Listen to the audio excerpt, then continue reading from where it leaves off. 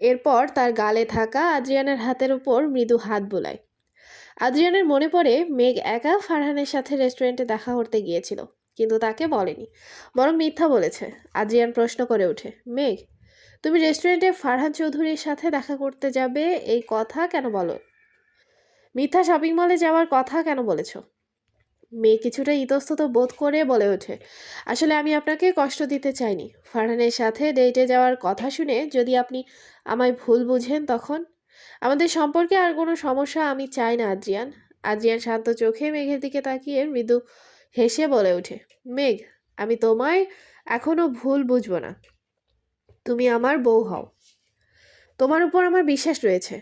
কোথাও যাওয়ার আগে আমার অনুমতি নেওয়ার প্রয়োজন নাই তোমার, কিন্তু আমার চিন্তা হয় তোমার জন্য।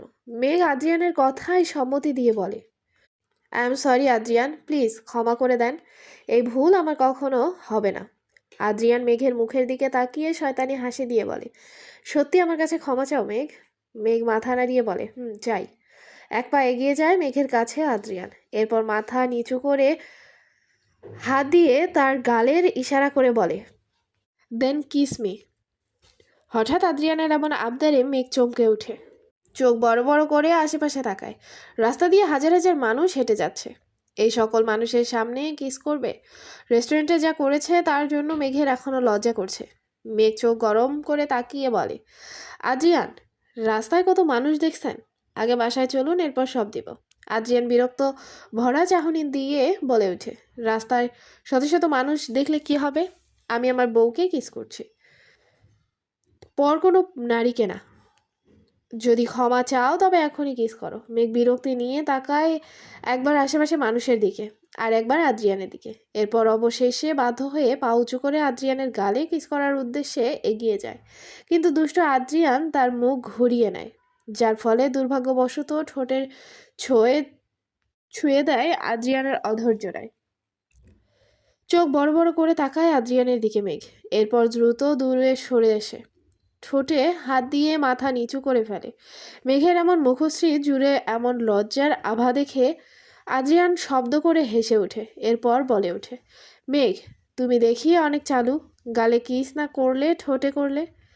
ভেরি গুড মেঘ, স্বামীর মনের ইচ্ছা খুব সহজেই বুঝতে পারো তুমি। লজ্জায় মেঘের নাকের ডগা লাল হয়ে যায়। আদ্রিয়ান শব্দ করে হেসে ওঠে। মেঘ রাগী চোখে তাকায়, হাসির বেগ আরও তীব্র হয় আদ্রিয়ানের। বাহুদয়ে মৃদু ঘুষি দেয় মেঘ, লজ্জায় আড়ষ্ট হয়ে বলে ওঠে, আদ্রিয়ান, চলুন বাসায় যাওয়া যায়, রান্না করা লাগবে। রাতে ডিনার করবেন না? আদ্রিয়ান হাসি থামিয়ে দেয়, এরপর পুনরায় তারা হাত ধরে একসাথে হাঁটতে থাকে। রাত প্রায় 8:30 আদ্রিয়ান আর মেঘ বাসায় পৌঁছায়। ড্রয়িং রুমে এসে বাড়িতে লাইট জ্বালায়। আদ্রিয়ানকে উদ্দেশ্য করে মেঘ বলে, আদ্রিয়ান, আপনি ফ্রেশ হয়ে আসুন, আমি রান্নাঘরে গিয়ে খাবার রেডি করছি। মেঘ এগিয়ে যায় রান্নাঘরে, কিন্তু তার আগেই আদ্রিয়ান তার হাত ধরে থামিয়ে দেয়। এরপর পেছন থেকে মেঘের কোমর জড়িয়ে ধরে বলে ওঠে, মেঘ, তুমি রুমে গিয়ে ফ্রেশ হয়ে আসো, আজ খাবার আমি রান্না করব। মেঘ অবাক করা কণ্ঠে বলে, আপনি খাবার রান্না করতে পারেন? আদ্রিয়ান হ্যাবোধক সম্মতি দিয়ে বলে, সাধারণত ডিম ভাজি আর ভাত রান্না করতে পারি, রাতের খাবারের জন্য এইটুকুই যথেষ্ট। আদ্রিয়ানের কথা শুনে মেঘ শুনল না। সারাদিন ক্লান্ত হয়ে এসে আদ্রিয়ান নিশ্চয়ই ক্লান্ত, এরপর আবার রান্নাঘরে গিয়ে তার জন্য রান্না করবে? মেঘ বলে, আদ্রিয়ান, আমি রান্না করতে পারবো, সারাদিন ক্লান্ত ক্লাস করিয়ে আপনার শরীর টায়ার্ড হয়ে গেছে, যান রুমে গিয়ে বিশ্রাম করেন। মেঘ, সারাদিন তুমিও ক্লাস করেছো, প্রতিদিন তুমিই রান্না করো, আজ না হয় আমি করলাম। কিন্তু আদ্রিয়ান, কোনো কিন্তু নাই মেঘ, তুমি যাও রুমে, আমি খাবার নিয়ে আসছি। আর কাল ক্লাসের পড়া কে শেষ করবে? তাড়াতাড়ি যাও, ফ্রেশ হয়ে পড়তে বসো। আদ্রিয়ান জোর করে মেঘকে তার রুমে পাঠিয়ে দেয়। এরপর রান্নাঘরে গিয়ে চুলায় ভাত বসিয়ে দেয়। ফ্রিজ থেকে ডিম নিয়ে এসে গরম গরম ডিম ভাজি করে খাবার প্লেটে নিয়ে সিঁড়ি দিয়ে উপরে উঠে মেঘের রুমে চলে যায়।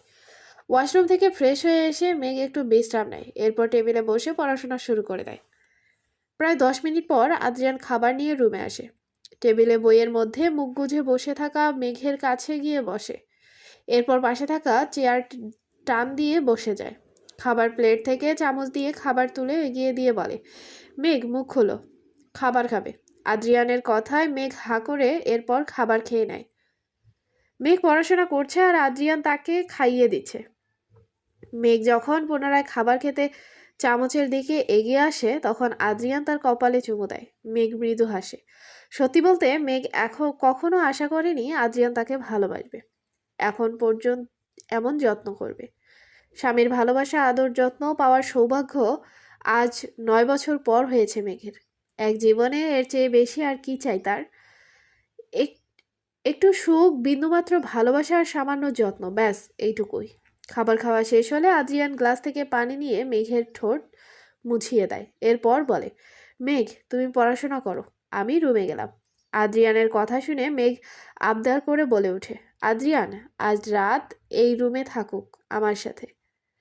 মেঘের কথা শুনে আদ্রিয়ান হাসে। তারা কখনো স্বইচ্ছায় এক রুমে থাকেনি, কিন্তু আজ প্রথম মেঘ এমন আবদার করলো। তাছাড়া তারা দুইজন স্বামী স্ত্রী এক রুমে থাকতে কি অসুবিধা?